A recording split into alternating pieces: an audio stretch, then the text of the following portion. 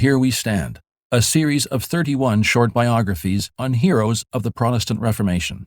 This podcast has been produced by Desiring God in partnership with Bethlehem College and Seminary.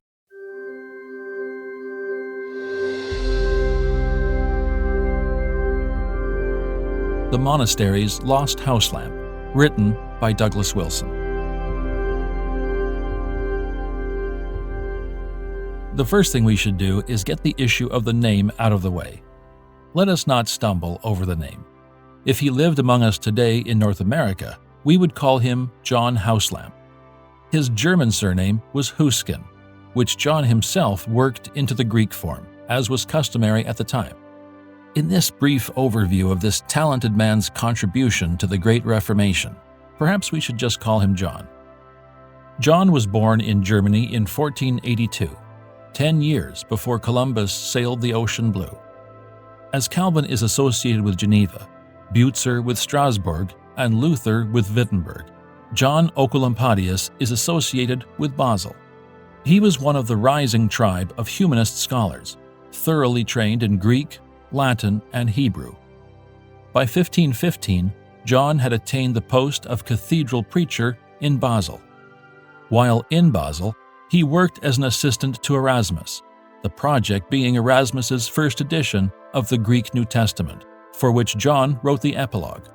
John was a humanist scholar who went over to the Reformation, while Erasmus was a humanist scholar who remained in the Roman Communion.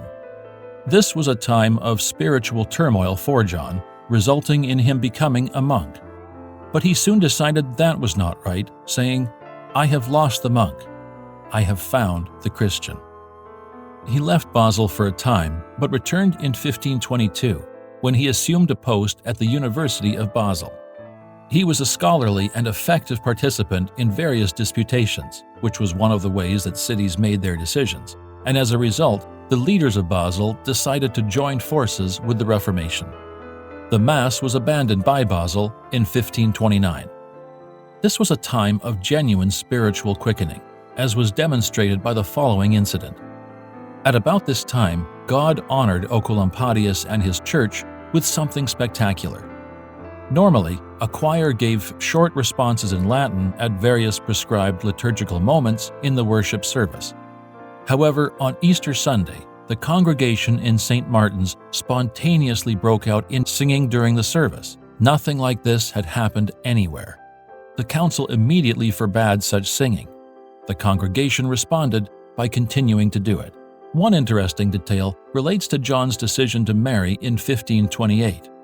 His wife was a widow named Wibrandis, who, after John passed away, married another Reformation leader, Wolfgang Capito.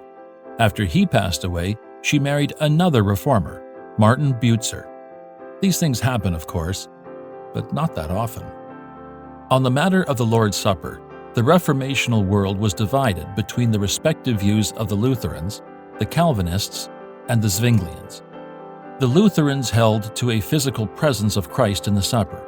The Calvinists held to a spiritual presence, and the Zwinglians held to a memorialist position. Basel is only 54 miles from Zurich, where Zwingli was ministering. John grew close to Ulrich Zwingli, working together with him, and came to hold Zwingli's position on the Lord's Supper.